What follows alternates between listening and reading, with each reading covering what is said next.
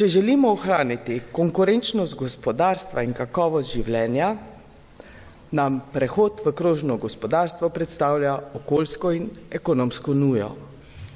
Gospodarska rast je v preteklosti temeljila na izkoriščanju naravnih virov, pri čemer se je pogosto zdelo, da so zaloge surovin neomejene, kar je pripeljalo do krize surovin.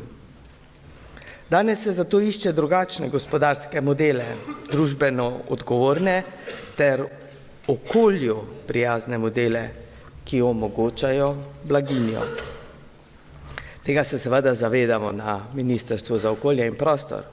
Zeleno in krožno gospodarstvo vidimo kot priložnost za rast in krepitev mednarodne konkurenčnosti, kot tudi za znižanje okoljskih tveganj, kar je nujno za zagotavljanje trajnostnega razvoja.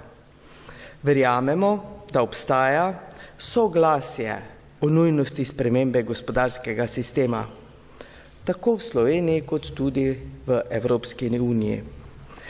Zavedamo se, da je sicer naš interes za uveljavitev in spodbujanje krožnega gospodarstva v prvi vrsti okoljski. Krožno gospodarstvo je model, ki omogoča sistematično zmanjševanje vpliva človeka na okolje. Nedvomno pa se ta model skupaj s koristmi, ki jih prinaša, lahko dobro povezuje s poslovnimi priložnostmi, ki jih prinaša bolj trajnostno gospodarstvo. Z namenom spodbujanja aktivnosti tudi v gospodarstvu smo krožno gospodarstvo uvrstili kot eno izmed prioritet strategije pametne specializacije, kot tudi nekatere ukrepe in instrumente, ki izhajajo iz sprejetega operativnega programa Evropske kohezijske politike 2014-2020. Z veseljem lahko povem, da je bilo Ministrstvo za okolje in prostor nosilec priprave okvirnega programa za prehod v zeleno gospodarstvo. Gre za medsektorski dokument, ki je povezal skoraj vse vladne resorje, da išče sinergije pri prehodu v zeleno gospodarstvo. Vzpostavljena je bila tudi medresorska delovna skupina Partnerstvo za zeleno gospodarstvo, ki se zdaj pod okriljem in uspešnim vodenjem kabineta predsednika vlade razširja v partnerstvo vseh deležnikov v državi. Naj omenim, da naše ministrstvo posveča veliko pozornosti izmenjavi izkušenj, dobrih praks in prenosu znanja na področju krožnega gospodarstva. Krepimo aktivnosti promocije in ozaveščanja tudi z namenom krepitve znanja vladnih resorjev in usposobljenosti za prehod v krožno gospodarstvo.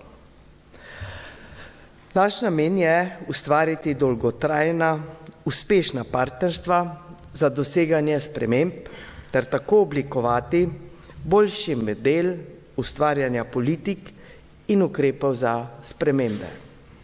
Tem vsebinam in aktivnostim smo namenili kar nekaj posvetov in delavnic in veseli me, da se iniciativa prehoda v zeleno in bolj trajnostno gospodarstvo pojavlja danes že skoraj povsod. To potrjuje, da smo na pravi poti. Želela bi še poudariti, da imajo izjemno pomembno vlogo pri prehodu v krožno gospodarstvo mesta. Saj predstavljajo podporo svojemu zaledju, se povezujejo v partnerstva na različnih ravneh in so obenem tudi centri kulture, izobraževanja ter inovacij, kot tudi nosilci razvoja regij. Zato danes ne preseneča, da je z nami župan mestne občine Maribor. Lepo pozdravljeni. Seveda sem se srečala z nekaterimi drugimi župani in prav gotovo so lokalne skupnosti tiste, ki bodo lahko ideje širile tudi v svojem lokalnem okolju. Nekatera slovenska mesta so že sprejela ukrepe in izvajajo aktivnosti za prehod v zeleno gospodarstvo in krožne oblike gospodarjanja. Prav tako se vedno več novih investicij usmerja s ciljem zelenega in krožnega gospodarstva. Naj zaključim.